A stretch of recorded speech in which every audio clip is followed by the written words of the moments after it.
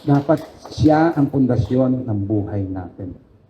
Lahat tayo lagi magpasalamat. Sabi, alalahanin mo ang Panginoon sa lahat ng ginagawa. Pasalamat ka.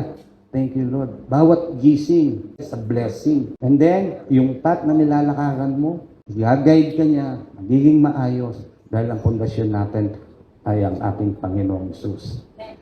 Paano ko naman malalaman na ang Diyos ay talagang dapat yung pagkatiwalaan? Romans 8:32. He who did not spare His own Son, gave Him up for us all.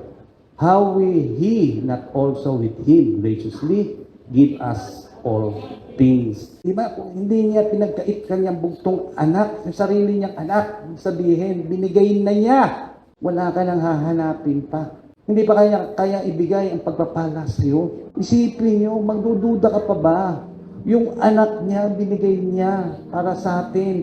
Nakita niyo naman sa krus ng Kalbaryo. Siya'y nabugbog na sugatan. Alang-alang para sa atin.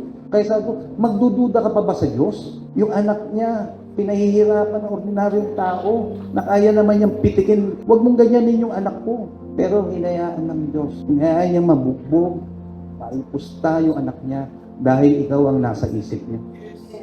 Amen. Dahil mahal na mahal ka ng Diyos.